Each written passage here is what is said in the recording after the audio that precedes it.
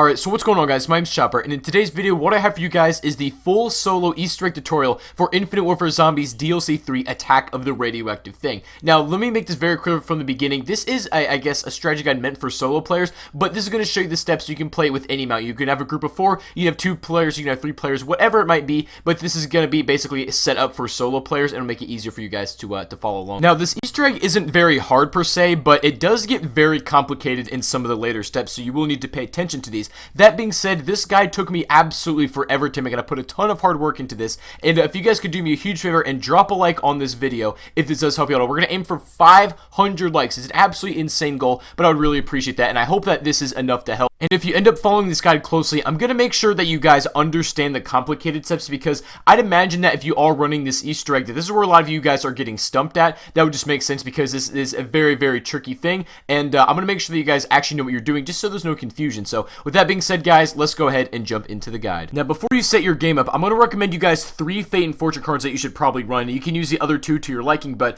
I'm going to recommend that you put on Coupon Clipper, that you have Perk Insert on, and then the Double Points card. These are really going to come into play later on and help you out a ton. So when you start your game, what you need to do is basically build points in the spawn room, and then you're going to make a seismic wave generator, and all these pieces can be found right outside the diner. So pick up the blueprints right there, then you can see this ring right outside, and keep in mind all the pieces for these trap are going to be in this, like, the general vicinity of where the actual thing is itself. So the next piece will be over there on that red bench, and then the final one is over by these blue porta potties, and that will be all 3. Go ahead and pick up that trap, and then you'll be good to go to move on with the next step. So basically what you need to focus on in these early rounds is you're going to be building a zombie, and you're going to be putting him in spawn. So you need to gather a bunch of different pieces, and you can see how much progress you have by pulling up your HUD and looking in this little section right here. So to get the first piece, it's pretty easy. Get the shark cleaver from the market and melee a soldier zombie that has the green around him, and when you pick up his leg, that will be your first piece. It's simple as that, so that it's the first one that you do. Now, while you're doing this, you can go over to the diner and grab Elvira's spellbook as soon as you turn on the power out of the safe, and this is basically, you know, step 1 of getting that celebrity kind of started and getting Pack-a-Punch open.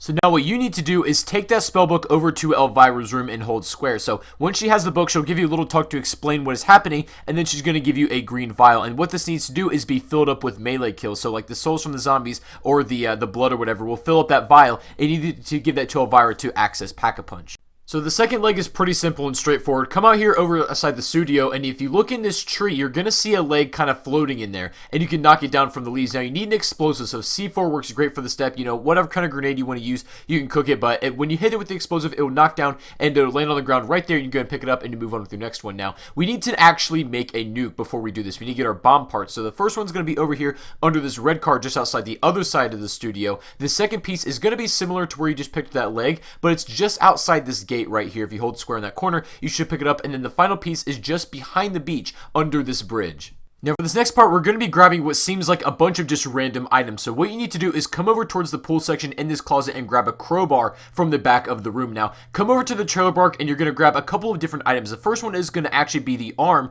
from the fire pit sitting right here. The second one, you're going to find some gauges for the computer that you're going to use a little bit later on sitting over here on this bench. The next thing you want to do is take your crowbar over to the bathroom, melee this mirror, and it should drop you a broken piece of a mirror shard. So leave that section, go down towards the beach from that area, and grab this computer part sitting over there on the bench as well. Get the last piece of the computer over here on the couch in the market. And you can leave that area for now. Come over towards the car shop and grab this control box from the set of cardboard boxes that's over there on the left side. This will be used to fix the freezer trap in the market a little bit later on. But to get the other arm for the zombie, what you're going to do is take that seismic wave trap that you used from the diner and place that down on the hand where you grabbed the power handle from originally when you're opening up the map. Now, what this is going to do is raise the zombie arm out of the sand so you can go ahead and grab it. And once it's fully raised out, you just get rid of that trap and go ahead and pick up your arm. That'll go into your inventory, and then you're good to go. Now, the power box that you just grabbed, bring it over to the freezer and repair this. And then what you want to do that is go ahead and run the trap, get out of that room just so you don't get frozen, and when the trap is all done doing its thing, go ahead and melee this piece of meat right in front of the torso.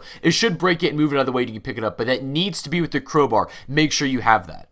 Now this next step, you're going to need to get a set of bomb codes, and these can be found by opening the safe that's over in the market. So what you need to do is look under this desk for a 4-digit code that you're going to get. Mine was 4926 in this gameplay, and there's going to be a bunch of pressure gauges around the map that you can see right here that you need to melee with the crowbar in order then to line up with the number code that you got. Now these gauges can be done in any order. It doesn't matter like which one's 4 or which one's 9 or whatever your code might be.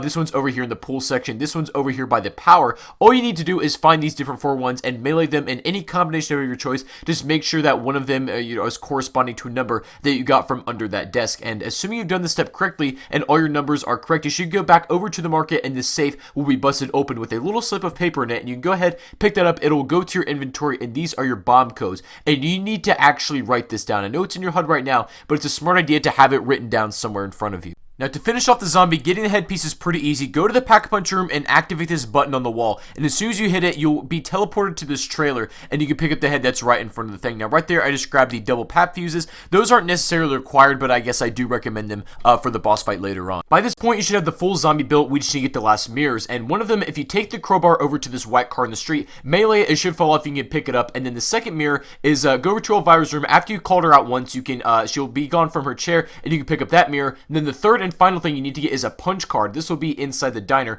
over here on this table. Go back to spawn, and you're going to place the zombie parts on the bed right here, and then you're going to place the mirrors around the room. One on this table on this side, and then one on these crates, and then the final one over here on these red medical bins. So once all 3 mirrors are placed, place a punch card over in this typewriter looking thing by the death ray, and now you need to do process of elimination to find out a code. Each dot corresponds to a number, and your job is to find out which dots go to what numbers and putting that code together in an order so that it accepts it. Now, this step can be quite tricky. What I recommend you do is save 2 slow zombies. Don't save 1 zombie or a crawler. Save 2 slow zombies that you can walk outside to buy yourself some time, because if they hit you, it's automatically going to kick you off the machine. And this is why on this step on solo, it's very, very difficult. But once you just break it down through process of elimination, eventually you should get to a point where you can type in every single number, and then when it accepts it, it'll go green. You can activate this death ray that will bring the zombie that was in the bed to life. And then what you need to do again is go back to the same typewriter, type in the same code you did, but this time backwards. You can see it's the exact same set of numbers, just in reverse this time. So when you've done that, you can fire up the death ray one more time. It's going to shoot the zombie, and this time he will turn into a set of keys, and this is used to unlock the garage. Make your way over to the gas station, come over to this red garage door, hold square on it when you have the keys, it should open up for you right there, and then you can go ahead and place down all your computer pieces on these vats, and this is basically your chemistry set. Now, if you made it this far, congratulations, but stay with me here because this is where things start to get a bit more complicated, and I'd imagine at this point is where most of you guys are getting stuck and confused and all that sort of nonsense. So what I'm going to do is clarify the step as best as I can so you can get past this. So you're going to notice an equation over here in Elvira's room above the studio, and all these values mean something different. The eyeball is what you need to find. That is your end result number. Now what you need to do is take your circle number times your pi number. The pi number is basically this one over here on the right. I know it's not actually pi, but this is just so I can simplify it and so it makes sense to you guys. And then the middle one is going to be your circle number. Now there's only one pi number in the map, and this is over in the reception area. If you look in the top right corner when you're in that room, you should get a single value. Your pi number will be in the top right corner of this room, so whatever your value is, go ahead and make sure you remember that and write it down. And in this particular gameplay, my pi number value happened to be 20, so I wrote that down, I remembered what it is. So now what you want to do is find 4 different 0 numbers, because there's 4 locations around the map, but you only need to have 1. So basically, you need to process of elimination these through using the filter. So I'm going to go ahead and change it to red, and I'm going to show you guys every single location of where these 0 numbers are. And what you're going to see is a 0 is equal to a certain value or some kind of number. And what your job is to do is in each filter, find all these 4 ones and make sure that, like, say I'm in the red one right now, I'm going to go over towards this trailer because this is where one of the locations are, and it's going to be right over here on this fridge, so you can see through the window. And if I see that it is not equal to a number, I know that I don't need to check any of the other filters because that one's already been eliminated. So that's what I see from right there. So then I go to the green filter because I'm already done with red, and if you look under the bridge over here by the beach, there's going to be another symbol for you, and I can see that this one as well is not equal to that number. Your 0 number does not equal that value,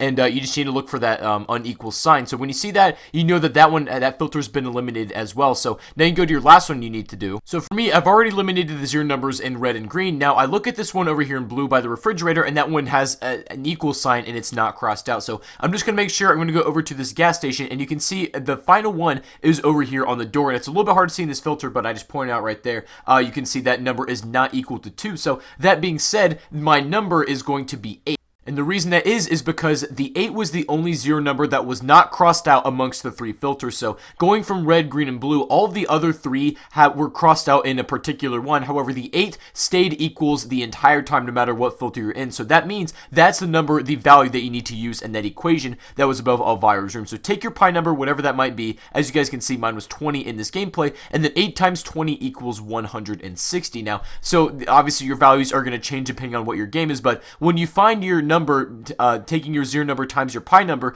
go back to the regular color filter and then check the TV to see what you need to be in. Now, whatever it tells you, whatever it's greater than or less than 160, or whatever your values might be, you need to adjust the color to that particular film for this next step. So now it's time for the chemistry, the one that everybody dreads, but I promise this step isn't as intimidating as you might think it is as long as you listen closely. Now, you might remember this thing right here. This equation in the garage is showing you how to make the chemicals. Now, the first 2 symbols are called summations, and this is basically 2 numbers combined to make 1, and then when you minus that by your 0 number, that equals your chemical. So I'm going to show you guys how to find the 2 numbers that you need for each chemical. When you're in the correct film color that the values tell you to be in, you need to go around to all of these boards and take pictures of them because you can see these numbers right by each chemical. And I'm just going to go around and show you the map where all of them are. There should be 6 in total, so take a picture on your phone, screen cap it, whatever you got to do. Just make sure that they're on hand and they're quick because it'll make it a lot easier than running around the map to look at all of them. But basically what you need to do is for each chemical that you need, like you'll take the top number and the number on the left. So the red number and the blue number, and that will be your summation right there. So you add those. Say I'm mixing chemicals, and I'm going to use glycerol, methylbenzene, and mixed acid. So I would take 7 and 2 for glycerol, and that would be 9. And then for methylbenzene, I'd take 3 and 9, and that would be 12. And then for mixed acid, I would have 5 and 3, and that would be 8. So in total, the summation of all those chemicals is 29. So take your 29 minus your 8, which is your 0 number, and then you're going to get 21. And that is the 2-digit code that you put into the computer. So once you're comfortable with that concept, go grab the rest of Elvira's spellbook out of the garage and give that to her, and then you can start your next step and you need to listen for some radios from Dr. Bright to figure out which chemical you need to make for the bomb.